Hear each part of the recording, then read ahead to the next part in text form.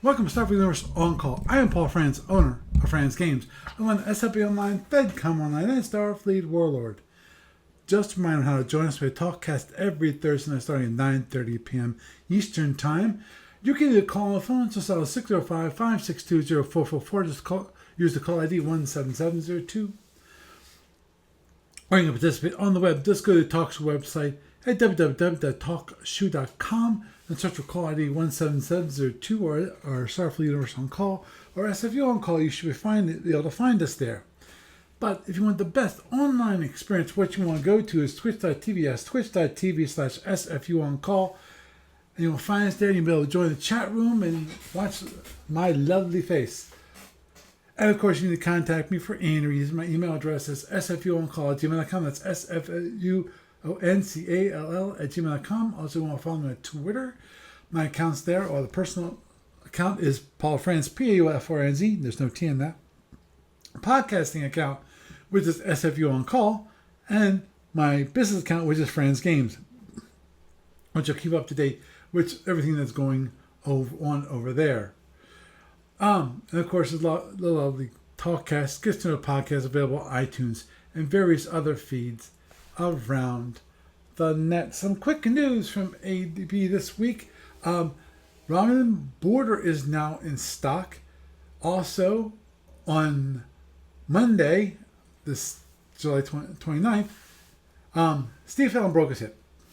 On the 30th at noon, he was scheduled for hip replacement surgery, which happened.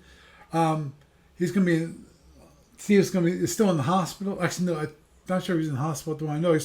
I know he's currently doing physical therapy, which sucks. I think he's going to be doing that for approximately a month to next 6 weeks. And Steve Cole mentioned that it was really painful. The physical therapy, that does not surprise me. But anyway, moving to found an online store for this week. You have the Romulans PD20.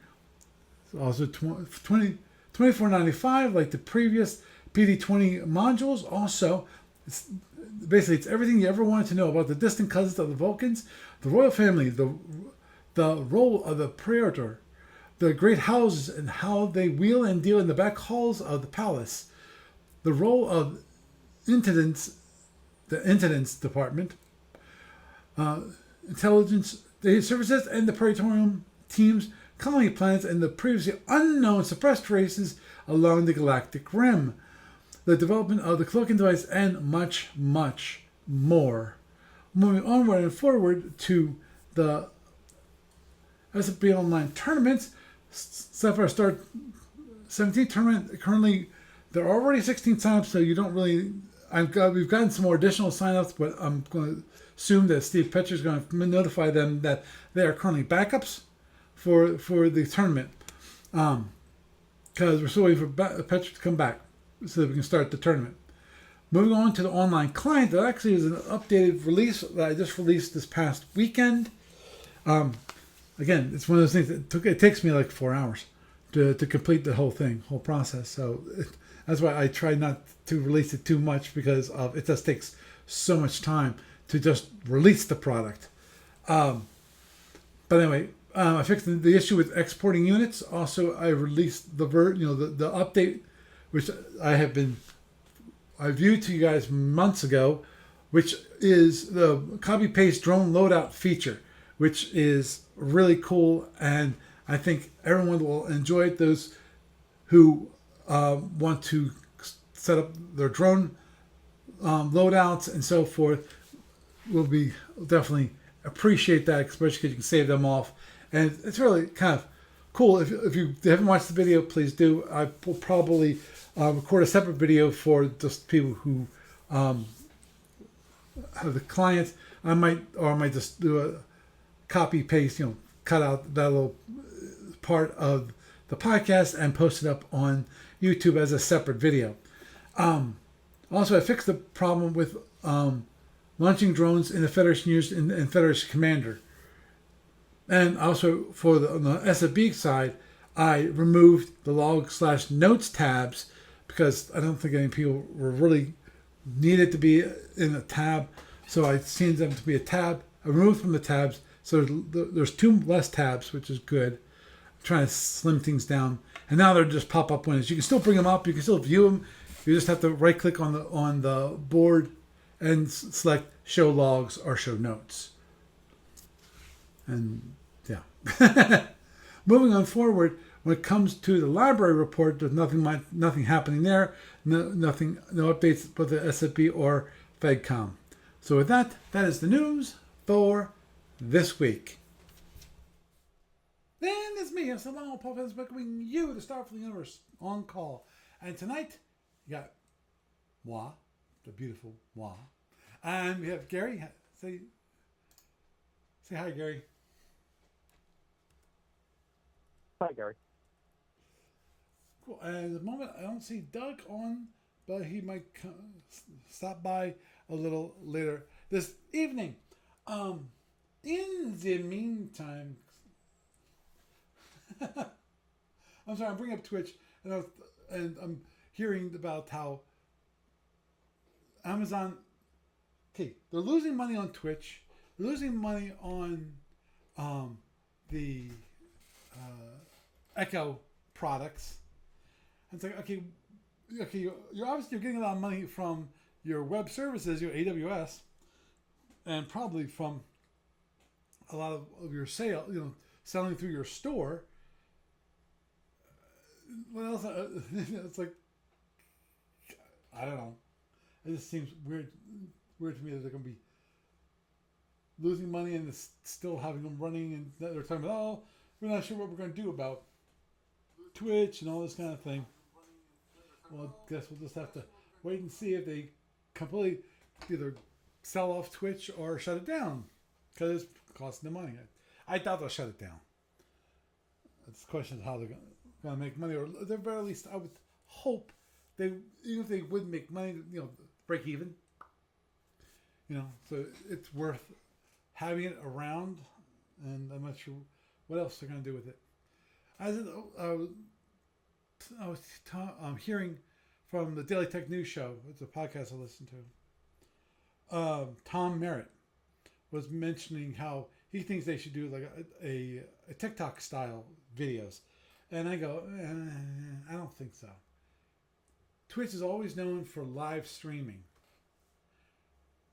What can you do to promote that and make money off that? I don't know. Maybe get it so that you become the clearinghouse for advertisers.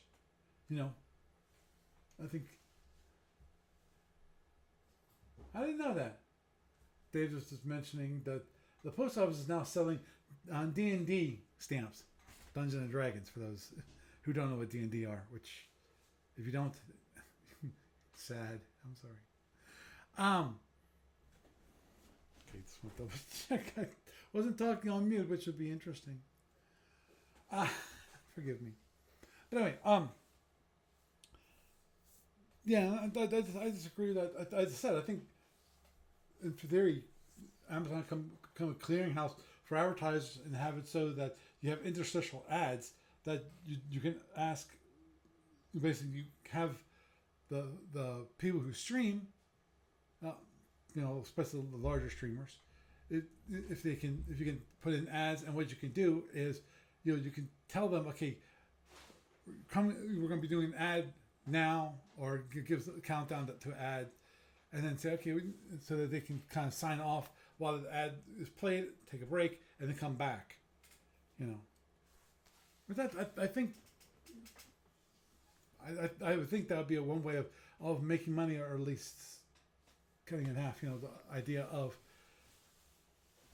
making a live TV, like a live channel, a TV channel, that kind of thing, where you support the running of the whole network by adding ads.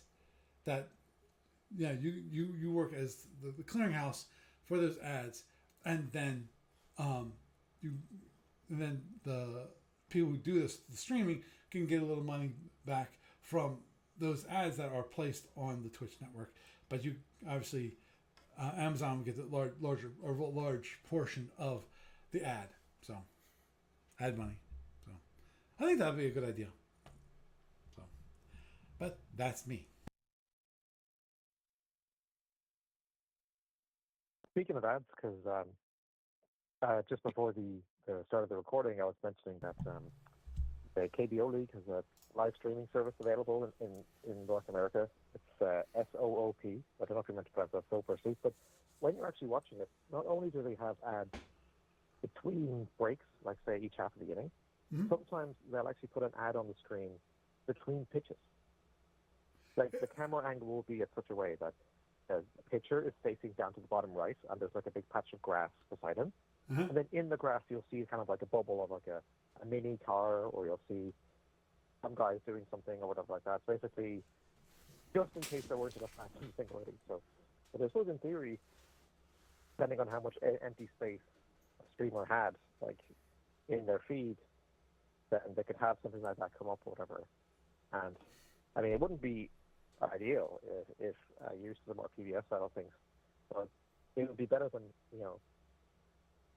artificially breaking up the stream to go for separate ad breaks and then come back. Right. Question about those ads: are those like videos or just static ads, like a picture They're or something? kind of like I don't know how to explain it. They're animated, but they kind of like they come up in the middle of the grass, so to speak. Oh, interesting. Like for example, like the movie Twisters, you'll see a fake-looking tornado in the middle of the field, and then the characters for the movie Twisters appear out of it, and it just disappears again. So okay, yeah, I asked because I know MLB already has that, for the stadiums. If you've ever seen some MLB games, you'll have advertisements in the background because it's usually like a couple maybe a couple kind of I just call them banner ads, but they're not as obnoxious as banner ads are. But in the background you see places where there normally would be ads, and actually, in some cases, those ads are just overlaying the local ad that is in the stadium itself. I hate when they do that because it's like it's better to see the original ads as well, but also sometimes it's a bit weird. So, for example, American MLB teams have ads from the U.S. Navy, like say to build submarines, which is perfectly fine, But when the Blue Jays are playing, like if the Blue Jays are playing on Sportsnet in Canada, then they don't show those ads because we have a Navy in Canada, but we don't really have the same industry. Like we have to import them. But if you're watching, say, for example, like on Friday evenings, the games are covered by Apple rather than by the local broadcaster or whatever. So Apple will actually superimpose the local Canadian ad that's in the Sky Dome for the Blue Jays home game with the ad for building submarines. So it's like, I mean, are they trying to get Canadians to build submarines? So it's like, I mean, there's that line between an ad that's perfectly fine and appropriate, like in one context, but is odd in the other. And also, I mean, because I think part of the fun is actually seeing what the local ads are. Like, if I'm watching a KBO game, like, I can't sleep, then I want to see the Korean ads. I want to see how different they are compared to the North American ones. And, like, you want to have that local flavor of the game, the thing that's going on.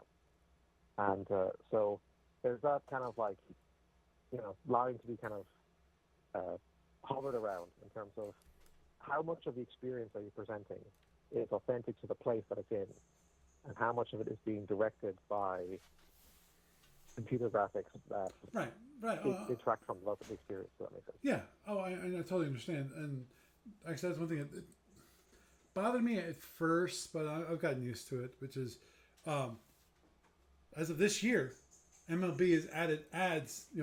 Can actually uniforms actually have advertisers, like you have for like a race car driver. Not as blatant as that. Currently, they have to be very tasteful. A lot of times, arm patches is what they are at the moment. You have an arm patch. In case I think the Orioles, they have was it TJ Price? I think it is, or TJ Rowe. I think it is. Yeah, one of the financial companies is who's currently. Yeah, the Blue Jays have TD Bank. The Blue Jays have TD Bank. That's one of the big 5 Canadian banks up here. But although TD are actually in the U.S. as well, they have the Boston Bruins and the Celtics, Mm-hmm. their stadium sponsor is the American version of TV. Hmm. And there's another Canadian bank, BMO. They sponsor stadiums in Canada, but the American subsidiary of BMO now sponsors the home stadium for LAFC over in Los Angeles. So. Understood. But yeah, if you're thinking about sponsorships on jerseys, then again the likes of KBO and NPB and CPBL, they're kind of ahead of the curve because like the KBO teams, for example, because they're all owned by Chiba, like the big Korean corporations. Yeah. The team has the name in it, so but Right. also the jersey has it too, and it has. So, for example, like there was one of the teams. It's got Shinsegae. They used to be connected with Samsung, but they were split by the Korean government into a separate thing. They're kind of like I guess like Macy's or something like that. They're like a big department store chain, retailer, and so their logo's on there. But then on one patch there's Korean Airways, and there's Hyundai Card, which is basically Diners Club, but Hyundai bought it and then turned it into a card that with their own branding. And then there's some other team on the other side, corporation on the other side. I forget who it is. But yeah, so I mean that kind of stuff is. I mean, sometimes it can get out of hand. I agree, but it's not quite as bad as, for example, like in some countries, in soccer in particular, the jerseys are sort of just caked with logos, and I feel it really detracts from it. So, like, for example, right now, Apple. I don't know if Apple has it, but anyway, there's a competition between Liga MX and MLS teams. Mm-hmm. Now, MLS teams do have a certain amount of branding on their shirts, Right. but the Mexican teams have way more. And I find it very off-putting in terms of, like, it basically detracts from the quality. You know, like, it's like in England, for example, the Premier League, when it was first set up, separate from the old Division 1, they had corporate branding for the league. But eventually they got to the point where they realized the name of the league itself was a brand. And they kind of felt that it was detracting from that brand to have it tied to a sponsor. Right, so, right. And then, for example, in Germany, German's football federation, the DFB, they don't allow corporate sponsorship at all. So, for example, Red Bull owns a team in Leipzig. And unlike every other Red Bull team, like Red Bull New York and MLS, the team in Leipzig has to be called RB, which in theory is Rasenballsport or Lawn Ball Sport, but everyone knows it's Red Bull. But the jersey is modified so that it still has two balls on it. And it's still, like, if you take 5 seconds to look at it, you'll know it's Red Bull. But it's abstracted enough to pass off as that little bit more kind of removed from the sponsor. Right. And they're still a very controversial team. But the thing is that part of the reason why is because the eastern part of Germany, the state soccer clubs collapsed basically after the unification. Right. And even now in the first division, almost all the teams in Germany are in West Germany. Right. So the fact that Red Bull were able to go to Leipzig and be the only ones to invest that kind of money is basically showing just how the fall of the Berlin Wall has had an ongoing impact, even when it comes to like sporting events and stuff. So, understood. Anyway. Yeah, that just surprises me about East Germany that after all these years after reunification, that they're still. It sounds like they're still considered like what southern Italy is, which is the poor part of the country, you know. So, anyway, I see that Doug's here. Say hi, Doug. Hi. Hi, Doug.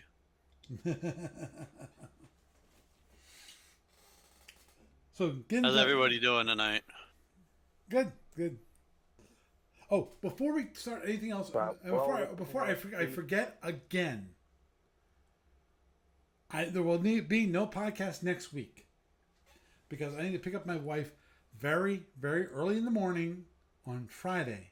So I can't record a podcast where I'm going to be ending up going to bed at 11 o'clock when I have to wake up so early to pick up my wife at 6 o'clock in the morning. So it's like, no. So okay. Yeah, so I'm just gonna say no. I'm gonna do. I gotta tell my work I'm taking the day off just because I'm gonna be waking up bright and early. By the time I bring back my wife back home, I'm probably just going to go right back to bed. This is what I'm going to do. So, anyhow, I just want to say that now, so everyone knows there's going to be no podcast next week because I didn't put it in the news portion. I didn't put it at the beginning of this podcast, the live stream. So, I just want to do it now before I forget yet again. So, there. I will totally forget that and ask you next week if we're having a podcast. I'm sure you will. Okay.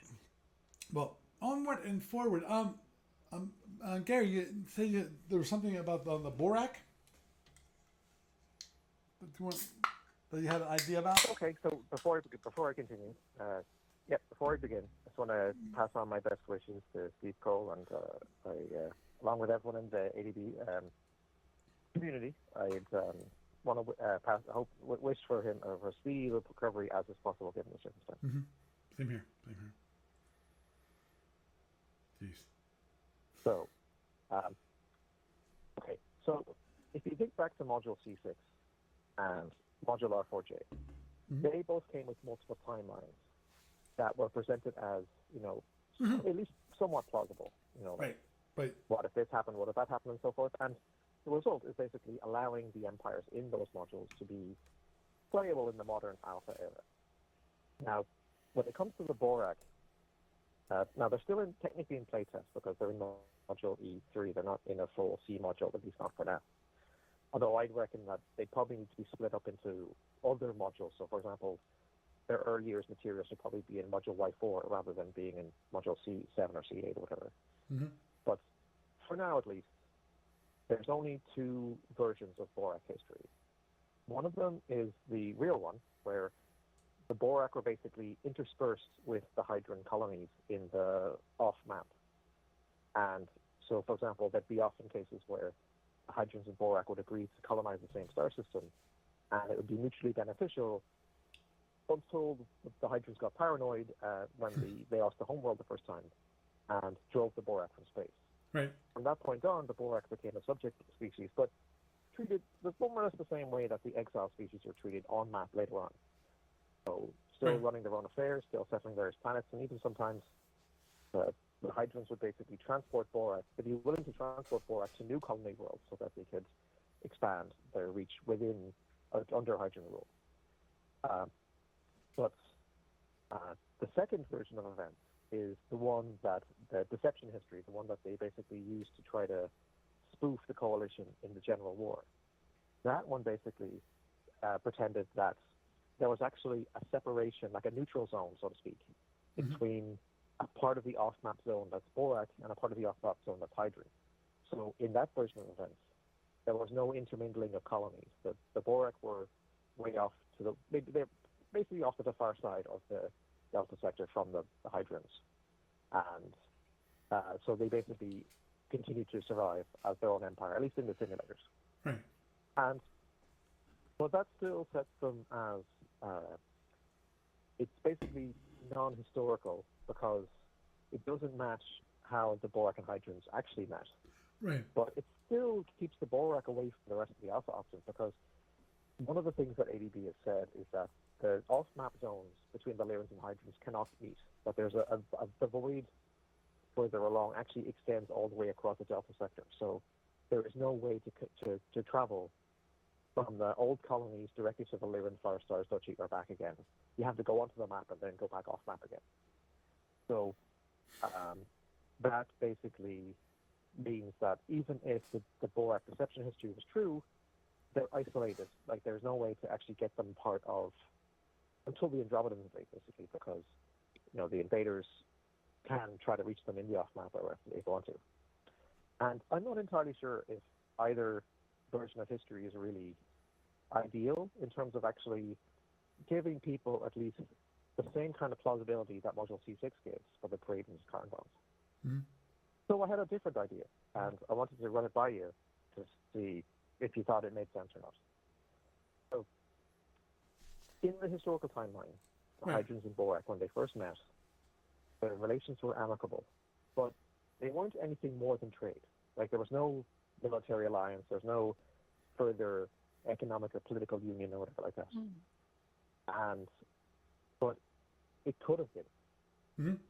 So what I was thinking is that maybe the Hydrans and Borak actually developed a more integrated relationship, like a Commonwealth even, so that eventually, before the first return to the on map in the Y135, the Commonwealth had basically become like a more kind of like integrated whole, in the sense that Borak would continue to build their ships, and the Hydrans would build their ships in the old colony shipyard, and the two fleets would be able to collaborate together. And there would actually still be, like in Federation and Empire terms, there would be an off-map capital hex, so to speak, representing the Borak home system and its surrounding colonies. And so you would still have like a single Commonwealth economy, so you wouldn't have, like you'd basically, so what I was thinking is that, say, if all of the resources that are basically generated within Hydran/Borak space, you would add it all up, and then you would associate a certain percentage of the total that would always go to the Borak, and a certain percentage that would always go to the Hydrans. And the swing amounts in the middle could be allocated by the Commonwealth player to the Borak or to the Hydrans, or to both, depending on the situation, so that there would always be at least some Hydran and some Borak ships getting built and replaced and upgraded and so on. But you might find a flexibility in terms of how many of one coalition partner, so to speak, one side's ships are being built compared to the others. And so what that would mean is that starting in Y135, when the first liberation happens, Borak ships would appear alongside the Hydrans against the Lyrans and against the Xintis and Klingons, rather. Sorry, the Lyrans and Klingons, rather. And from that point on, you would continually see Borak and Hydran ships fighting together. So even if the Hydrans get driven off Hydrax the second time, Borak ships would be involved in the defense, and Borak ships would be fighting alongside the Hydrans to try to retake the Hydran homeworld again. And further on again, when you get to the Andromedan War, the Andros would basically have two capital hexes to try and attack the Hydran one and also the Borak one. So throughout all this process, you would have that ongoing balancing act in terms of, like, say if the Hydrans get driven off Hydrax the second time. Because, I mean, in Federation and Empire terms, the Hydrans have very special rules in terms of upgrading the old colony shipyard to full shipyard status when they lose the homeworld, and how much that costs, and how many turns that takes, and how long it lasts for, and so forth. But if you only have so much money in the treasury off map when you lose the homeworld, and if the Borak are continuing to exist and have a shipyard, and you're already sharing a budget with them, would it make sense as a Commonwealth player to spend more of that money on the Borak rather than the Hydran, so that you're actually basically getting a proportionally larger number of Borak ships in your fleet? Or in the long run, is it better to continue to invest in the Hydran Old Colony shipyard the way you would have in the historical timeline, despite the fact that every time you do that, there's one less Borak ship you're building each turn? And how would that basically have a knock-on effect, even after the war, like, for example, when the ISC or the Andros, as we mentioned, come in? And ultimately, when it comes to get back to SFE or FedCom for that matter, because there's playtest Borak ships for FedCom as well. Most of the assumptions have been that the Borak were basically simulator ships were being used by the Hydrans for their own use in terms of, like, practicing against a dissimilar enemy.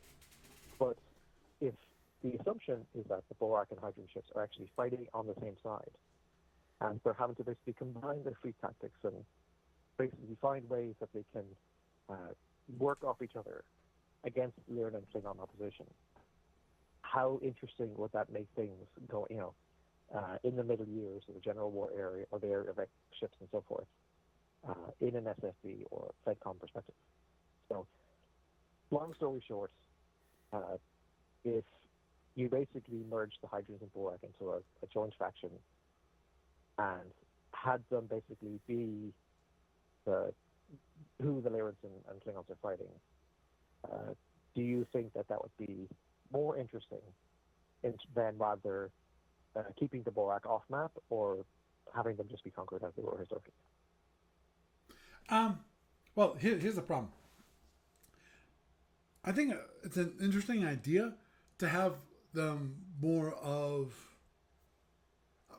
I'm not quite say Commonwealth, but more of the Hydrans have the Borak, something like almost like, well, I was gonna say the Vudar and the Klingons, but I don't. It's not quite the same. But in the case of the Hydrans, basically have as a smaller partner race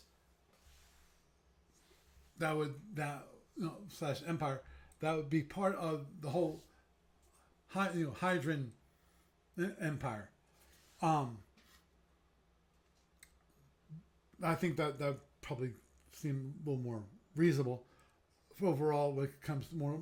I think a more logical conclusion. Now, along the lines of the different forces being combined and working together, unfortunately I don't know that much about the Borak technologies when it comes to their ships and whether that actually could work out. It could be possible. Now, when it comes to on the F&E scale,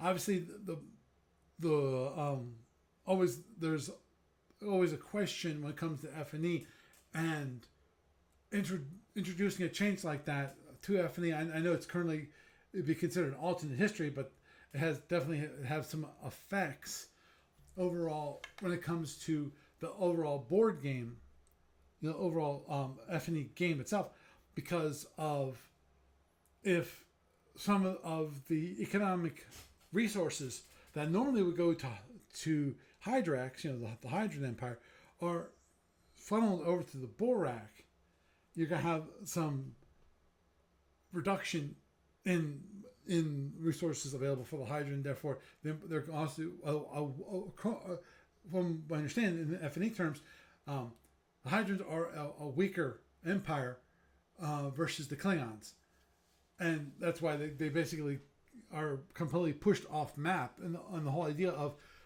at the beginning when it comes to Hydrans is that they're doing a holding action, and because sooner or later they're going to be pushed off map. At least that.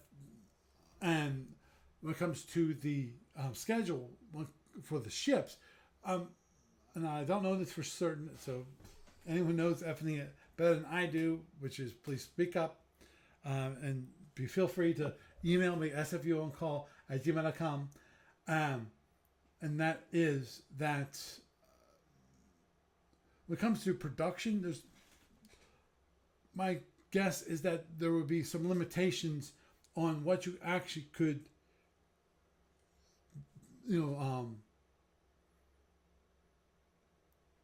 add when it comes to the Borak, because the Boraks definitely have a smaller fleet overall, and therefore their schedule would reflect that according to the schedule they didn't build that many ships, and so therefore increasing the number of ships for the Borak. Yes, just give more resource to the Borak versus that you would normally give to the Hydrans, but it wouldn't offer that many more ships compared to the actual Hydran economic base. Well, here's the thing with F&E. You got two ways to do that. One is you can do it by their economy. In other words, whatever the scale of their economy will self-limit what they could actually build. And the other is you could literally just write your own schedule for them. So there you go. Okay. Take your pick. That's just my guess off the top. I'm sure there's somebody out there who knows a hell of a lot more about F&E than I do, and but it'll probably boil down to those two different options. Mm-hmm. You're welcome. Yeah, in which case, feel free to send it at sfuoncall@gmail.com. So, yeah, what was that, Gary? Well, there's a few things about that. One of them is okay. So in Federation and Empire, any ships that are built to peacetime standards generally have a higher economic cost than ships built to war production standards. So, for example, your average light cruiser has a certain cost, but then the war cruiser might have a bit of a discount because it's not built to the same tolerances. But the flip side is that when you get to the era of X ships, the peacetime construction ship can be upgraded to an X ship, but the wartime construction ship cannot. So they didn't know that at the time, of course, but it's just one of those unintended consequences. Now, the Hydrans, they're in F&E, of course. They have war production classes, and they run into the same problems as most other empires. But what's interesting about the Borak is that now the Borak are not in F&E just yet.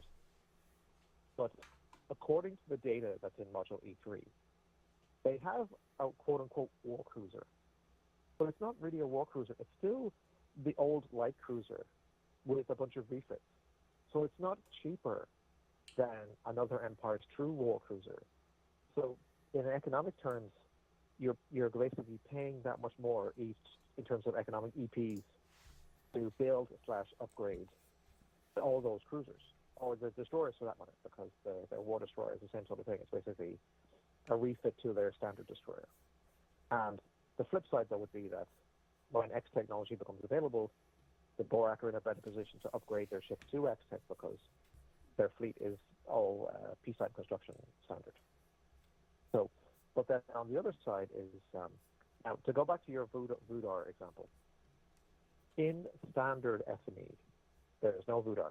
Like, you don't see the Vudar homeworld, no Vudar ships, there's no reference to the Vudar in the Klingon order of battle or the Klingon production schedule. They're irrelevant.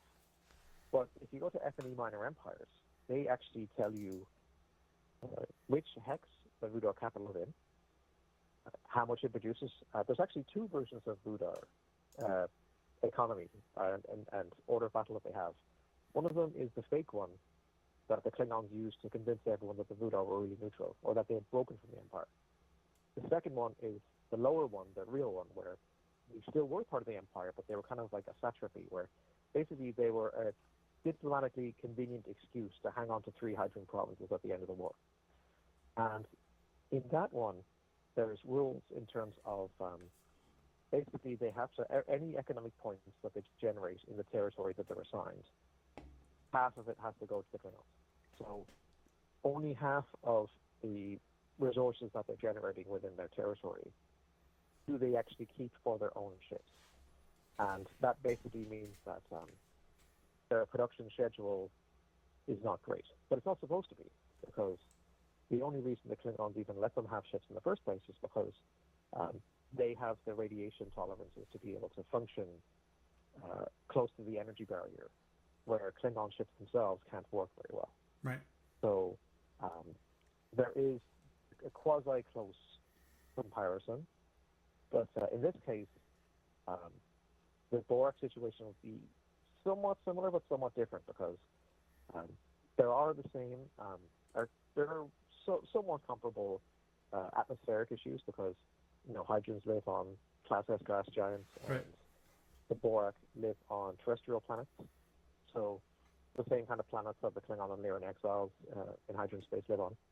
So, but in this idea, I mean, yes, there's two ways that you could split it. One is you could say that the Borak are still a client in the same way that the Vudar are, in that whatever economy they have, they only get half of it because the rest of it has to go to the Hydran treasury, and their shipyard is not allowed to be any bigger than what the Hydrans themselves have.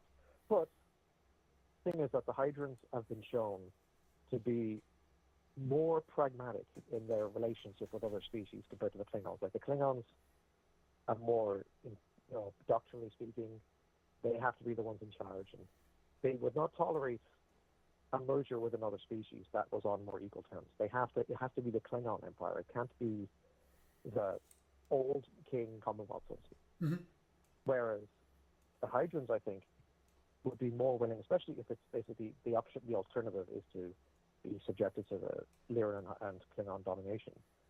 I think they would basically be willing to create a more equitable relationship with the Borak, one that was maybe the Hydrants would still be the senior partner, but it would basically still be the more of a basically equal relationship in terms of how the two species collaborate together and how closely their economies are integrated, and also where the Hydrants would let the Borak be, because the Budar, even at their height, they're still clustered close to the galactic rim. Like the Budar ships are not allowed to be further north, like towards Kazinti or Federation space or whatever. Right. But in this circumstance, the Borak, I would propose, would be allowed to operate anywhere in Hydran space, because I mean there's still plenty of colonies that empty planets that aren't being used that Right, but not used by the Hydrants, but it could be that yeah, the Borak could use. right. And also, it would basically be more likely that the Borak would be encouraged to send ships to the Klingon and Neon borders to fight those guys. To basically help, deal with those enemies as well. So that's my theory here. Mm-hmm. Oh, understood. But and I think that actually is kind of a neat idea overall, which is I just thought of this, which is that the Borak actually have a symbiotic relationship with the Hydrans, in that they're still a minor race versus Hydrans in the Hydran Empire, but the Hydrans would, to take advantage of the Borak being terrestrially based, meaning a normal, like an M-sized planet, versus a gas giant, like Jupiter or so forth, which is more akin to the Hydrans themselves as a species. That's they could take advantage of that with the Borak and have them live there, build colonies there, also doing mining and other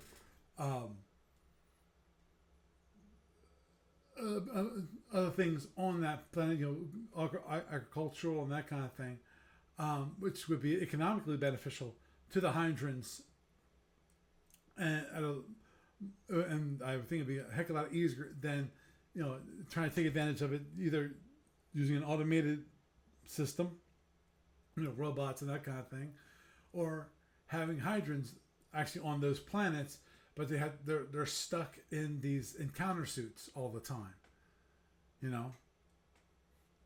that kind of thing, where you can have a symbiotic relationship with that another species. Mm-hmm. Now, do you have a copy of Module E3 on your computer there? Module E3? I will check. Well, technically, there's two files. There's the rulebook and there's also the SSD book. Mm-hmm. At the moment, no, I do not. I have Module E2, but not Module... Actually, that's the errata. I don't have Module E3. Yeah. C3, obviously C3A. I got C5 and C6. And R4. Yeah, well, actually, E3 is relatively cheap, so I guess if you want to, because it might be good to. I could have sworn that a previous episode went over the Borak, but there it is. Yes, I did. There it is. If you have the Module E3, the Borak Star Legion rulebook. Yeah, I got it. Yeah, do you have the SSD book as well, or just the rulebook? Yeah, I got them both. All right, so if you have the SSD, okay. So can you bring up the SSD book, and we can go to the heavy cruiser. Sure. There's the Dreadnought. There's the heavy carrier. Dreadnought, war cruiser, battle cruiser, battle carrier. I think heavy cruiser. There it is. Right there. Now, what's interesting is that our heavy cruisers actually move across 3/4, so it's almost like It's almost like an omega fraction in terms of how distinct it is from what you see on average in alpha. But yeah, so basically, it's got various weapons. Now, some of the weapons don't appear until Y150. So the very earliest Middle Year ships don't have the phaser cannons, but they do have the mega phaser turrets. So the phaser cannon is basically it's a weapon. I'm pretty sure that it takes 2 adjacent option mounts, but it basically lets you fire 3 phaser 2s for the cost of 2 or cost of 1.5 or something like that. So it's almost like if you change the Gatling phaser, so instead of being 4 phaser 3s, it's 3 phaser 2s.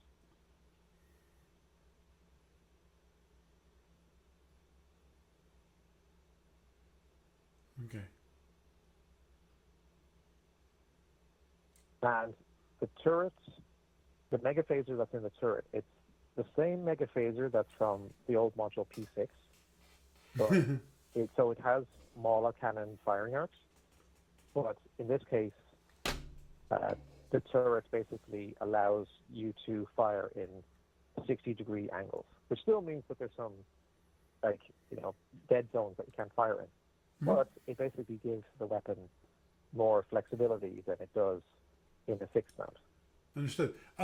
How often can you turn the turret? Once a turn or multiple times a turn? That, I can't remember, but pretty sure it's fairly often. I'm not sure it's once per turn or if it's once every 16 impulse or something. That's in the rule book anyway. But yeah, so basically this ship, and also the shuttles, they can be, they have a bit of phaser weaponry, but they're also used, they have explosive warheads that you can arm, and they are remote controlled. So Borak ships tend to come with at least 2, like 1 or 2 of them, as standard. Okay, page 10. That's where I think it will be. Okay, so that's going to be page 11 there. I was thinking about special rules. Da-da-da. Firing arcs. Okay, let's look at that for a moment. Turret mounted phaser G fires at the turret facing while ending rotation rate. The turrets must be rotated in a 6-degree. Partial rotation in small increments is not possible. And blah, blah, blah. Okay. Oh, that is. The turrets may not change facing more than once in any impulse period. And I don't. So, since I don't see it saying that only can be turned once a turn, I'm assuming that it can basically be changed facing multiple times a turn. Because it doesn't say explicitly say, you can fire, and only can be change rotation once per turn, and then only can also, and you're limited to limited impulse. That may not change the facing more than once an impulse period. So I'm assuming that it means that you can do multiple times per turn. So, which is cool. That makes sense because I'm no. turret racing turret. But anyway, now this ship. In SFB anyway, because FedCom doesn't have phaser capacitors, but in SFB at least, the fighting style is basically designed around its capacitors. So the ship itself doesn't have a huge amount of power, generator power at least. But so what the tactics in the rulebook advise is to begin the battle by using the phaser capacitors to fire the mega phasers at range. And then once you soften up the opponent and refill the capacitors, the shorter range weapons like the phaser cannons and stuff can be used up close to try to finish something off. But of course, whether your opponent's going to let you do that is another story. But in this case, if you think about like that ship in a squadron with a Hydran ship, um, those phaser cannons and the other phasers, smaller phasers that they have, they can become very useful if you're trying to deal with enemy drones. Mm-hmm. Oh, agreed. And the shuttles can also come in handy when you're dealing with ESGs, because if you place the shuttles at a certain position, then you can soak up damage that would otherwise destroy Stingers. So there might be ways that this ship can basically leverage its firepower in a way that benefits the Hydrants in particular. Right. And the one thing I was just definitely, I agree that, especially with the Mega Phaser, that could help out greatly when it comes to the use of the Hellbores. Now, obviously, fusion's also involved in there. The one thing I was looking at actually with the Borak is that they have looks like initially, if you're not actually looking carefully, that the Borak runs the same issue that the Saltorians run into, which is that they have no seeking weapons. So they have nothing to deter you from closing in. Yeah, basically. So yeah, they basically, with the exception of the hunter-killer shuttles, they don't have. So they're kind of like the opposite of the Paladine, because you think about it, Paladine are the Lyran off-map subjugated species, and their ships have all seeking weapons, so drones and plasmas. Whereas these guys are the reverse. They have no drones or plasmas or quantum wave torpedoes or anything like that. They just have direct fire weapons. And right. But as with the Hydrants, their shuttles are seeking weapons. Yeah, but the one thing I want to point out about that is that it's deceiving to a certain degree, and that is, looks like even if this is a regular heavy cruiser has 2 fighters, which are a phaser 2 and phaser 3, which in theory those can be your seeking weapons, like the Hydran do. Yeah, because as I say, the hunt. Yeah, although the difference is that the Borak has 2 iterations of fighter. One of them is a more kind of traditional superiority fighter, and the other is a fighter that basically acts like a suicide shuttle. So these guys, the hunter killers, the idea would be that you basically arm them like a suicide shuttle, and then you would remote control them into the enemy ship at some point during the engagement. So you don't have to, because as I say, if you're fighting Valerians, maybe you want to use those shuttles to soak up ESG hits or something like that. But that is one of the more kind of common ways that the Borak have that kind of, at least close up, because you don't want to be too far away from the shuttles, and also I think it's also because these hunter killers are faster than regular admin shuttles, so you're not as slow as you are with a regular suicide shuttle. That's weird. I'm looking at, wow. I'm looking at the battle carrier, where they have FDCs, which have, speed 15 is standard kind of thing. But it has 2 phaser 3s going in the forward arc, and 1 phaser 2 in the rear extended arc, which is kind of whacked, I think, overall, when it comes to arcs. And then the JMB, which I'm not exactly sure what that is. It looks like an EW fighter, because it has 2 EW pods. And then it has 2 phaser 3s and one phase, 2 phaser 3 FA and 1 phaser 3 RX, which, as I said, makes sense. If this is basically your EW fighter.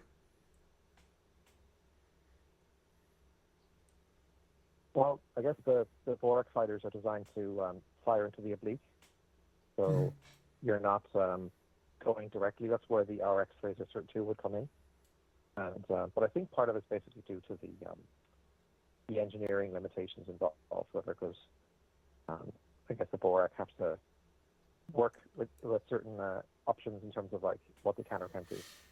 Oh, and by the way, there's a couple of other things as well, because I think if you go to the next page after the heavy cruiser, you see a thing called the heavy expansion cruiser, which is actually the middle years heavy cruiser, because the Borak. Okay, so there's actually a couple of ways in which this hull evolved. So the original expansion cruiser had no phaser cannons. It still had the turret, but it also had option boxes, because in the version of history that was created by the Hydrans in the simulators, the expansion ships were also used for things like, for example, say, for example, the non-mappable option boxes. You could basically put barracks into them. So you could transport colonists to new planets, because the idea is that the Borak were using whatever ships they had to expand in a hurry. So that was one option. Or you could create a command cruiser by turning two of the non-match option boxes into flag bridge boxes.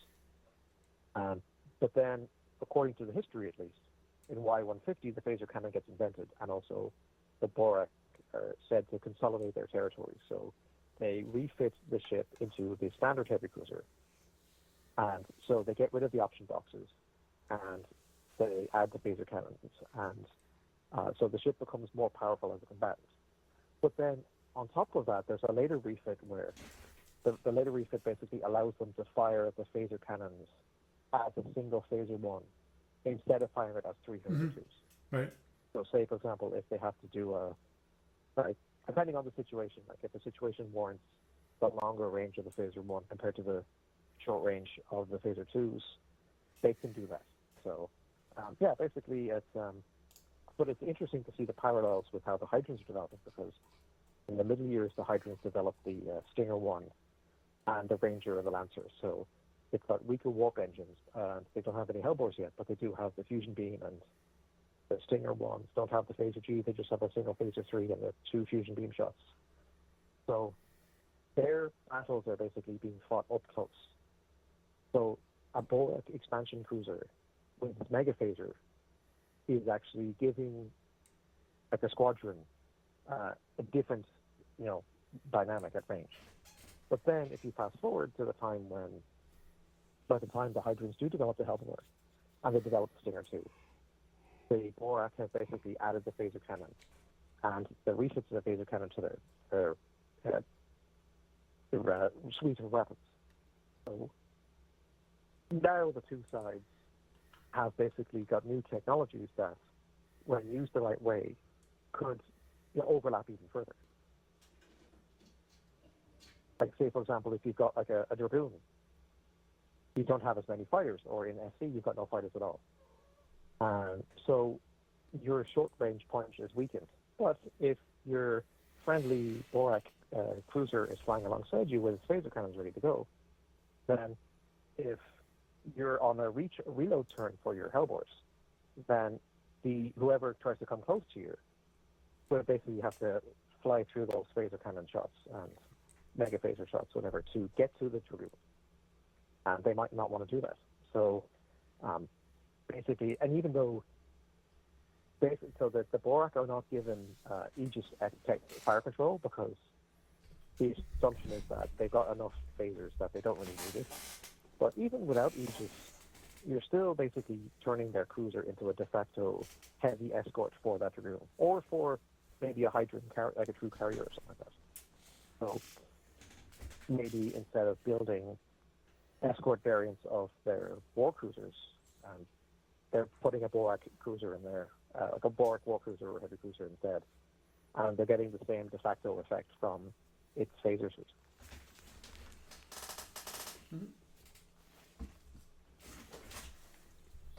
True. Yeah, I was looking at the. Actually, I have not. I'd have to look at the ships lot more, because I'm not sure when the phaser, what ships actually received the phaser cannons. Oh, there it is. Oh, I'm an idiot. So I just noticed the heavy cruiser has two of them. Yeah. Yeah, so there's three variants of the standard heavy cruiser, three combat variants, I should say. One of them replaces gets rid of the turret and adds 2 more phaser cannons. So it's got 4 phaser cannons in total. Now that would be a really good escort ship for a Hydran carrier. The alternative, it actually removes. I think it removes both phaser cannons, and it gives you a second turret. But the turret has to be on the prow of the ship, so it only has like a 60-degree traversal, or like a 120 traversal or something like that. So it can't. It's very limited in terms of where it can fire, and it only has 1 turret instead of 2. So the bombardment, I think it's the bombardment cruiser or something like that. It's in the SFU book, but it only has 3 mega phasers, not 4. Oh, there it is. Okay. So yeah, but so yeah, so the trick is if you're doing a combined fleet, because in the quote unquote quasi historical timeline, the Boraker said not to get great use out of either of those 2 variants within themselves. But if you're allied with the Hydrans, would that alliance basically make either of those 2 mission variants more or less viable in terms of actually deploying it and getting the most out of it? Right. And I would say yes for the one with the phaser cannons at least. The turret one, I'm not so sure about. Because especially by the time you got Hellbores, I don't know if you're going to get that much of an advantage from that added mega phaser, except for the fact that the mega phaser fires every turn. Yeah, that's the one thing I was thinking about is that the bombardment cruiser to me seems obviously it's for heavier hitting than a regular heavy cruiser, but yeah, but limited number of phasers itself. Interesting. But yeah, I can see that being used as Don't tell you what. Yes. It's kind of a You know what else a capital ship where you're going to use that for hitting a further away targets to a certain degree. The Hydrans have, the Hydran tug, they have the various combat pallets and stuff. Yeah. They have a fire support pallet. And that one is basically almost like an Iridani ship, is that the Hellbores are basically fixed to L or R firing arcs. If you have a tug with the fire support pallet attached, supporting that ship, these bombardment variant 4X ships might be more useful because you're trying to stay at range with the tug in the first place, and you're adding the weight of fire of the mega phasers to whatever you're shooting at. Understood. Wow. And the problem with Megafit, I have to check because I forget how much it costs to charge a Megaphaser. Because it's right here.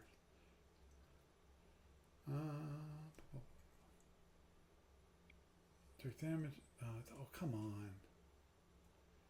It doesn't say. There it is. I'm pretty sure it costs as a phaser 4. It's like 2 and 1 1.5 points of power. Actually, no, that's the early mega phasers. Okay, so even cheaper than a phaser 4.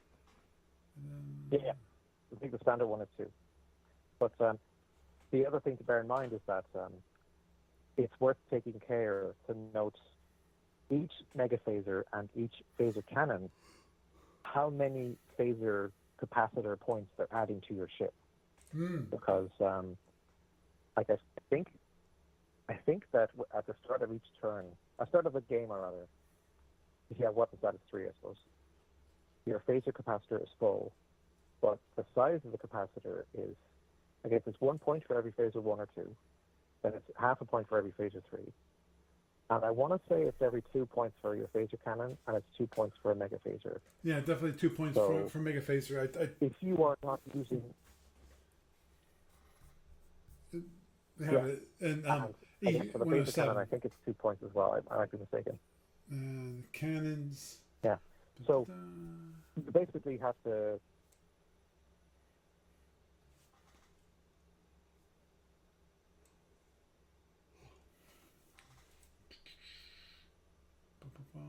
Right up 3 times. Yeah, two points. because of it costs 2/3 points of So- energy to fire a phaser 2 from a phaser cannon. Yeah. So you basically, if your plan is to use the phaser cannons, then you're drawing the power from what, because you're not assigning the that capacitor energy to any particular phaser. That's the whole point, whatever. But it also means that even if you do plan to use only one set of phasers for the first few turns, you're still going to have to refill that capacitor eventually. So that is basically part of the key issue that standalone Borak fleets have, or ships our fleets have. But if you're working in tandem with the hydrants, then I guess you basically have to kind of try to plan as well in terms of if the squadron is moving a certain way, are you timing those movements to basically, are you trying to kind of like have the recharging happening at the same time? So, for example, the reload turn for the Hellbores is the same turn that you're using for the Borak that recharge the capacitors. Or are you doing it the opposite? Are you basically trying to have it so that the capacitors are being reloaded on the turn the Hellbores are firing, and you're basically trying to cover that fire? Oh no, you're letting the firing cover your recharging, if that makes sense. And you also, so it's kind of like, I don't know if I'm explaining it too well. Like, are you basically trying to have it so that you're crossing in terms of like which turn you're firing or planning to use these weapons, or you're having them fire concurrently and charging concurrently? Does that make sense?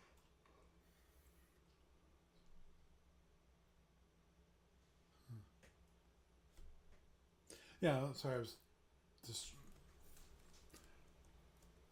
I just had an idea about a system for a ship, but I think it's already done in the LMC, which is the whole idea of just a pure phaser bank. Which you fire your phasers from, but the bank itself could be larger than the capacitors of the phasers. That kind of thing. Instead of having capacitors as part of the phasers, the bank would be separate from the phaser itself. And I thought that might have been something that was part of one of the LMC races. Empires. That's right. The LMC banks have they can store 4 points of power for the lasers, but some ships have generous banks, but they still have to charge them afterwards. And other units. So, for example, the Badavai have a laser variant of their fast patrol ship, but it doesn't have enough bank power to fire everything at once.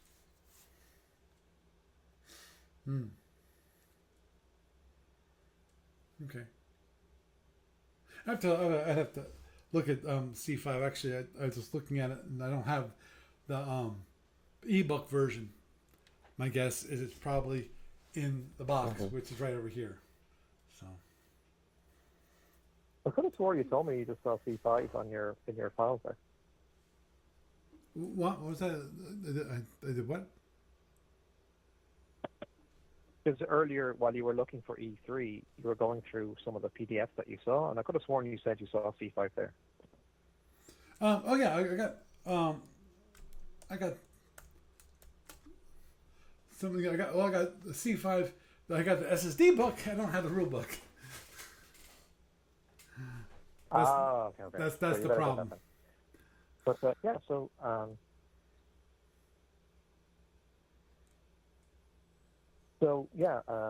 I guess we don't have too much time left, but for future consideration, it might be an idea to one day on the show delve into the Borak. Maybe do a bit of reading, homework between now and then, just to freshen up a bit on what the rules and SSDs are like, and not just for their own sake, but also to kind of see is there that opportunity to have them and the Hydrans support each other in game terms, right? And what would the tactics look like if you pit them against Lyran, Klingon, or even Andromedan opposition? Like, what would the Andros do if you had like a combined Borak Hydran force fighting them? Yeah, the biggest issue, obviously, with the Andromedans and just a phaser based weapon, which is unlike the disruptors. Disruptors have that disrupting ability. Whatever. I think it's just I think it's just another toy for the Klingons. That's all. I think that's what it is. Just like this Assassin's Field generator is, and of course the ability to have all the phaser fire directly out the butt of the Klingons, some of the Klingon ships, which is highly annoying. I'm running away from you, but I can still fire at you. What? Okay. Uh-huh. Sounds fair. They need all the help they can get. Come on. Grumble. The Andromeda's supposed to take over the galaxy until they stupid until they got they lost to a drinking contest in the old frickin' series. Come on.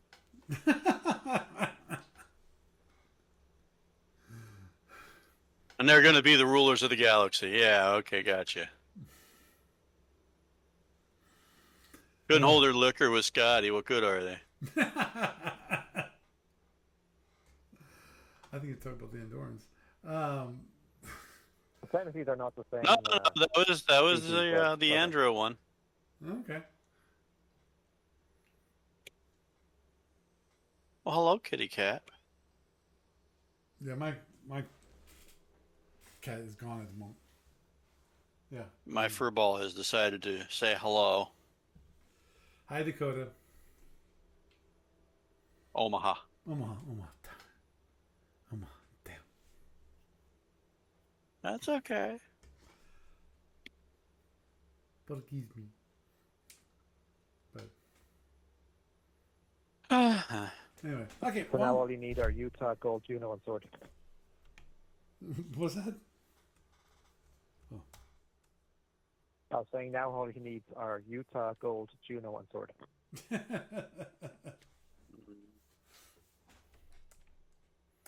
Well, as you said, I think with that, it is getting that time, the pumpkin time, where I turn into a pumpkin. If all of a sudden you see my head just look like a pumpkin, you'll know why. Anyhow, Gary, it was wonderful to talk to you about the Borak and having possibly a better, more of a symbiotic relationship with the Hydrans where they work more closely together. So, Thank you. It's just a shame that Shapeways is gone for now because there actually had been Borak ships with movable turrets on the storefront. So, fingers crossed, some form of storefront for ADB appears in the future, and the Borak will be back on there again. Yeah. That's a good question. Which is I think everyone who buys miniatures is interested in finding out when it comes to at least the newer miniatures, not the old ones, because I'm pretty sure my understanding is that ADB still has the old metal ones. It's just that the new 3D printed ones can no longer be 3D printed because they don't have a store to create them and sell them. And before anyone mentions it, because it's already been said on Facebook, and I'll just remind here, ADB will not sell the 3D plans. I forget what kind of file it's called, but they will not sell those plans so you can print them out yourself. So that's not going to happen. I know that would only be profitable. I mean, it literally costs them zero production money. They don't have to print things and ship them. Yeah, but they still have to pay. And then somebody's on his own. Yeah, but they still have to pay. Well, yeah, but they set the price. Right. It doesn't have to be like a penny. You know, it could be like $10 to get the file, and the file only has so many uses or whatever. I don't know. Understood. So. Okay. Anyway, it's not going to happen. So just let sleeping dogs lie before they bite you. Okay. Well, Gary, it was nice having you around. You have a good night. Have a good night. Night. Hey, Doug. Is there anything that you wish to promote this week? Why, yes, there is. As a matter of fact, something that I would love to promote. It is coming up in only about a month from now. Yep. Oh my gosh, we're down to 4 weeks now to Gamers of Summer. Yeah, 4 weeks. And we will kick it off on Saturday morning of Labor Day weekend through Monday afternoon. So, yeah, well, actually Monday evening. But you know what I mean. Mm-hmm. So hopefully we can have some kind of SFB goodness there. Yep. That'd I be mean, there's great. going to be a lot of other stuff going on. Um, that's kind of basically it. Anybody wants to run anything, feel free to pop in there. We are relatively convenient for the East Coast. Um, I wouldn't ask somebody to drive here from like Milwaukee or, you know, Indianapolis. anywhere. Oh, good, no. Yeah. But, or Texas or Oklahoma, Panhandle. Oh, yeah. California? Oh, No. that's nuts. No, we're a small regional thing, small, like, itty bitty, tiny little event. And Yeah, what hey, I guess call what? We it, have space. yes, what I call We it have table is a space. single room convention, is what it is. It's a big Hey, room, and you know what? but it's a You single, know what? but it works great. We're at a regular, nice, big old hotel right now, and the venue has offered to us that if we have overflow, we can literally double our size just by asking them because the room across from us is available usually. So, Cool. and they have like 4 rooms. They have at least 4 large meeting rooms like that. So, we have space for expansion. Mm-hmm. We just kind of would need We like need the people bodies. to We need people to expand come. into them. Yep. Yep. Yar. Come and game. So, yeah, that's basically it. Yep. Okay. Well, Pretty much. Doug, you have a good night. Thank you. I'll talk to you sometime next week, hopefully, if Yeah. not on a podcast some other day. Mm-hmm. Agreed. Okay. Okay.